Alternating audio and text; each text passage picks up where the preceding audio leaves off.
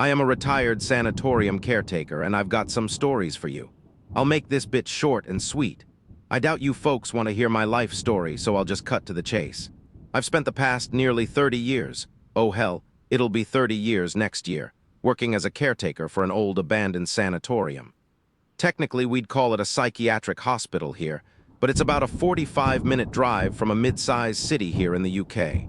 I won't tell you which one or its exact location, but chances are you might have come across it on one of those paranormal ghost hunting shows that are so popular, although God only knows why. Charlie, that's my nephew, tells me that people on this forum love to hear all about the unexplained and creepy shit. And I've stockpiled plenty of those over the past 3 decades of slaving my life away for barely any pension worth a damn. You might be wondering what the point of a caretaker is if the sanatorium is already shut down. You'd be right to ask, since it's not been operational since about the 1950s. It opened in the 1790s, and throughout the 19th century, it was used to treat things like tuberculosis. The clinically insane were kept here for safety and far away from the public, and some unfortunate women were treated for what was then known as hysteria. I wouldn't be surprised with the current administration across the pond if that's the direction things might be headed again. Anyway, I'm getting sidetracked. Several years after it closed, the sanatorium was originally meant to be turned into one of those haunted house attractions, but it was soon found out that the renovation would be too expensive, and so those plans were abandoned. For a brief point in time, the local council decided it could be used as a museum, and that lasted a couple of years or so before they realized that there wasn't enough interest from the public due to its location, and some individuals had voiced health and safety concerns. Given that it's a historically listed building, it's basically a criminal offense to demolish it, and the council figured they might as well keep it and let Mother Nature do its job. Not wanting to get in trouble for neglect or making it easy for other people to damage, it was decided that a caretaker was needed. Enter yours truly. Now, you might be asking yourself, why on earth would you choose to do a job like that? Doesn't it get lonely? Don't you get scared? The honest answer is no, I don't. If I had to spend the rest of my days working in an office hearing about what Nikki did on the weekend with her kids, or that Alan's wife has taken up painting, and she's actually rather good and I should come around for tea, I'd sooner rather die early. Gosh, I promised to make it short, didn't I? Anyway, that just about covers it though. My job is to make sure nothing or nobody unwanted gets in. Where do I start with the weird stuff? The thing is, after a while, you get so used to it that it becomes normal, and sometimes it's hard to distinguish the normal weird to the what the fuck is happening. Weird, but I'll do my best. I'd only been working at the sanatorium about a week or so when I had my first, I guess, supernatural encounter. It still feels weird calling it that because I've always been a skeptic. After all, I did my degree in biomedical sciences and always firmly believed what I can see and what I can touch. My shifts are usually a mix between night shifts and day shifts, but as you can imagine, not a lot of people tend to break into places in broad daylight.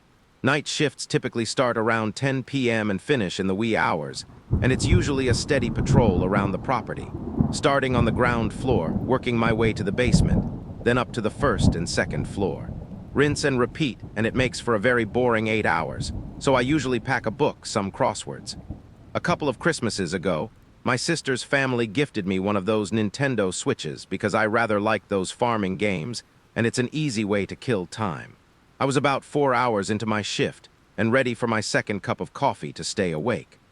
The little office I sat in was maybe one of the few rooms in the entire building not deteriorating at quite the same rate as the rest of the place. It had everything I needed. A relatively comfy chair to snooze on, some decrepit, very of their time WWII propaganda booklets to read, and my digital farm. I must have nodded off at some point because I woke up to what felt like someone tugging at my trouser pockets. When I looked up, there was nobody there, and the room got really chilly, as if I'd stepped into one of those industrial freezer rooms. Against my better judgment, I decided to ignore it, but a few seconds later I heard laughter. Children's laughter. "Hello, anyone there?" I called out as if anyone would reply. I got up and investigated the source of the sound, and as I walked out into the main foyer, I saw what looked like a small child running up the stairs to the first floor, and then it stopped. I ran after it, but once I got up to the first floor, there was nobody there. Believe me, I checked every bloody room. I brushed that first encounter off as being just a bit sleep-deprived and not yet used to night shift work, but those children's laughter and running footsteps became almost a recurring phenomenon. These days, I don't even give it a second thought because there are far worse things lurking within the walls of that place. When I started working in the mid to late 90s, YouTube didn't exist. However, once in a while film crews making documentaries on the paranormal wanted to come and spend a few hours looking around the sanatorium. I never understood why the owners agreed to it, but I think it was an easy way to get a bit of money. These film crews were all the same, just in it for the sake of entertainment, and not because they actually believed in ghosts. They always brought with them those fake mediums, always putting on a show for the camera. I was tasked with showing them around the building, and the medium that worked for this particular crew was different from the others I'd met. She seemed more level-headed and a bit withdrawn. She'd said nothing throughout the tour, but when we got to the second floor, she stopped in the doorway to what was the old nurses' sleeping quarters. She stayed there for a while, just silent, and as one of her colleagues was about to see if she was okay, she spoke. "He'll never stop coming," she said, her voice low and perfectly calm. "He'll never stop coming." And then just like that, she snapped out of it. I'll never forget the look in her eyes when we asked her who she was talking about, and I wouldn't understand it myself until much later. It's not uncommon for people, especially kids, to go missing around here. As you can imagine, abandoned buildings like this are popular amongst not only urban explorers, but teenagers messing around. In the early 2000s, maybe around 2003, I got a call from the local police station saying a kid was missing and asked if I could help find him. It's usually always the same. A group of kids break in, see who can last the longest before they get spooked and one of them gets left behind. This wasn't one of those times.